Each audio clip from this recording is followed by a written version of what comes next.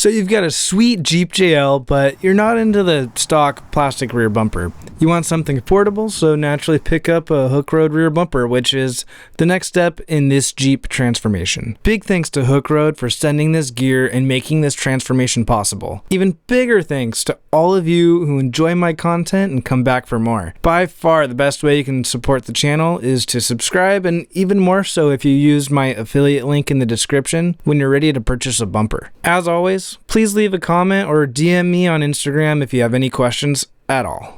If you've seen my other installs, the bumper box is exactly what you'd expect from Hooke Road. A few straps and a bumper surrounded by foam. Always remember though, as a DIY installer, never be a victim of mishandled shipping. There may be times you need a quick spritz of paint or to straighten out something that slightly bent a little. After taking a quick look at the directions, start by removing the 4 bolts that hold each of these outer bumper brackets on. After that, remove the 2 center bolts. Before pulling the bumper off, disconnect the wiring harness. This harness is what hooks up to the parking sensors and the license plate light. It looked possible at first, but you'll need to remove the spare tire. Now, the lightweight rear bumper is darn easy to remove since it's kind of really nothing but stamped sheet metal and plastic. Next, you'll want to remove everything from the inside of the bumper so you can get the wiring harness and the parking sensors out. After you like and subscribe, it's a fairly simple process to install the sensors into the new bumper. Just put the included stick-on foam pad on the back of each sensor,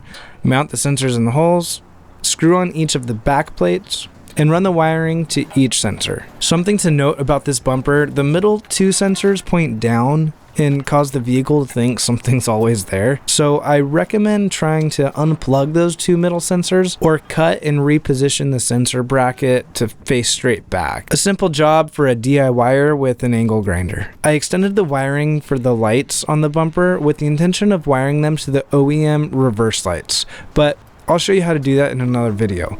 I know some of you will just wire it up to a switch instead. This bumper leaves room to accommodate the original recovery hook, so it's a no-brainer to install it again. This metal plate is shown in the instructions to go between the bumper and the frame, but it wouldn't fit easy and it didn't seem to serve much purpose, so I just left it out. Tightening the 4 center bolts was a little tricky, just needed to stick the wrench down in there and work at it. Couple important notes. This bumper does not include a license plate holder, so your best bet is to get a JL specific spare tire license plate holder with an included light. Also, it claims to accommodate up to a 35-inch tire, but I would maybe say it'll take a 34. The 35 definitely won't fit without an adapter bracket to raise that tire up away from the bumper. Another video on that is coming soon. Just like that, you have a sweet new looking bumper installed. Remember to comment or DM on Instagram with any questions at all. Thank you all so much for watching. See you on the next one.